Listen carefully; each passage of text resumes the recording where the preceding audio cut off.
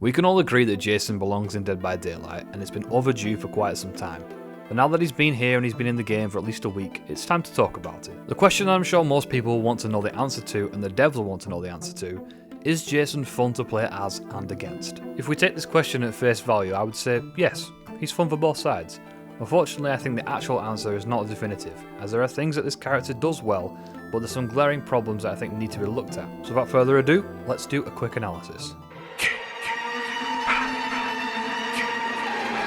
Jason has a lot going for him. High map mobility, great zoning capabilities, being able to be effective at long and short range, and a passive slowdown due to omnipresent evil, which we'll talk about later. Jason's base kit speed is 4.4 meters per second, but he doesn't play like regular 4.4 killers. When Jason comes out of his power, his base kit speed actually increases to 4.6 for 25 seconds, and since his power can be used so frequently, he becomes a 4.6 killer.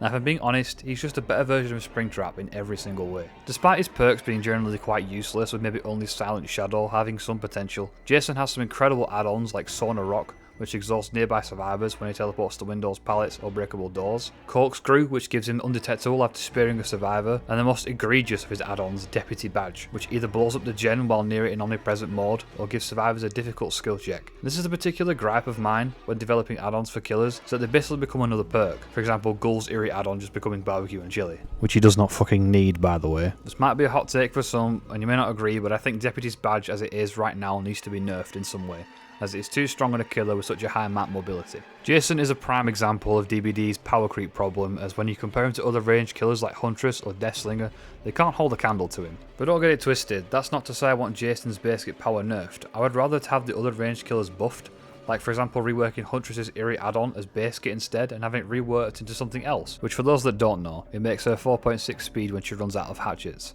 Other ranged killers are left completely in the dust as this game evolves, and it's time they got some love if we're giving map mobility to our recent additions. Jason's traversal is completely unmatched compared to any other killer, and especially ranged killers, and no, this doesn't make him the strongest killer in the game, not by a long shot. However, his map mobility makes something like Hex builds abnormally strong, and you shouldn't have to bring specific builds to counter certain killers, as I think in an asymmetrical game that is just bad game design. Omnipresent Evil is a thematic and great mechanic which allows you to feel the role of Jason being able to appear anywhere as he does in the movies, with the survivor role putting you on edge knowing that he could spawn in front of you at any time, somewhat returning the horror back to DBD. However, this power isn't the only thing that makes him strong to face, it's also the way that you counter him. Why are you running? Why are you running? When I first started to play against Jason, I thought, damn, this guy is strong, but fun.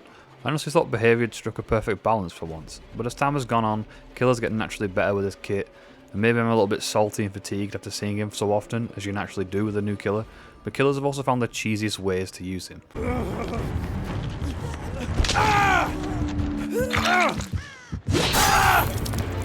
This doesn't happen very often, sure, and at endgame it is more than fair, but this is an issue that is a direct result of DBD's terrible anti-camp system. Hang on, hold on, hot take incoming. I'm still of the opinion that you could fix the problem of proxy camping killers by allowing the anti-camp bar to go up if the killer is in direct line of sight of the person on hook for more than 10 seconds.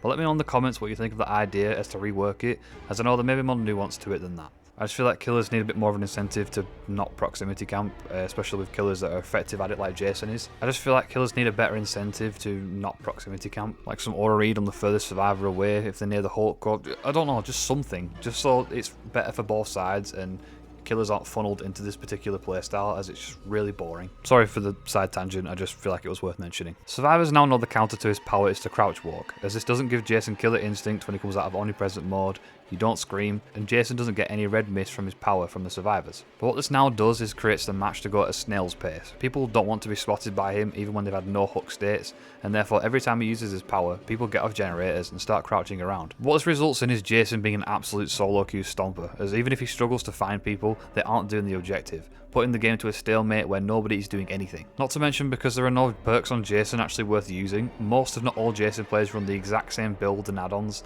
that being the aforementioned add-ons and a full Hex build with Pentamento. And don't get me wrong, I know that I'm complaining a lot about going against him, but I do actually find him really fun in chase. I like dodging the spears, and it feels rewarding for dodging one, as you commit that extra distance to make it to your next tile. However, one thing I think is worth mentioning is that when you are speared as a survivor, you are put into a lose-lose situation. It's either you are 10% hindered while trying to remove the spear from yourself, or Jason has constant information on you where you are, in the same vein as Springtrap does. Now personally, I think the hinder is extremely unnecessary and needs to be removed in order to give survivors a fairer chance in chase. A fun counter is if he makes the distance on you with the spear is to break his FOV, which makes it harder for him to aim.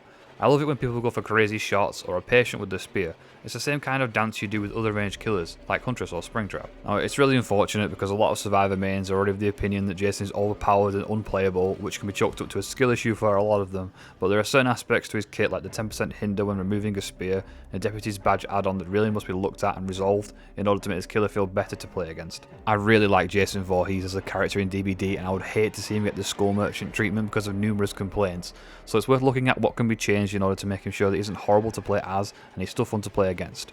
We must remember that he's a very recent addition to DBD, and the tweaks and adjustments to his killer are inevitable, which is all dependent on the feedback received by the community. But it's up to us as a community to address the right concerns and not just say he's unfair, nerf everything he's got. I try to remain as impartial as I can when it comes to all aspects of life, and DBD is no exception. So please do yourselves a favour. If you want Jason to be a mainstay in the game, make sure you understand what you do and don't like about him, and with the right decision making from the devs, we can adjust Jason into that Goldilocks zone and be balanced accordingly. So that's all the time I have for you today, folks. Please leave a like if you enjoyed the video, and call me an entitled Survivor noob if you didn't. Consider giving us a sub if you want to see more content from me, as it helps out the channel a lot. We're 200 plus subscribers strong now. I'd love to hear your opinions whether you agree with me or not, and how you'd change Jason to make him more fun, or keep him the same as he is.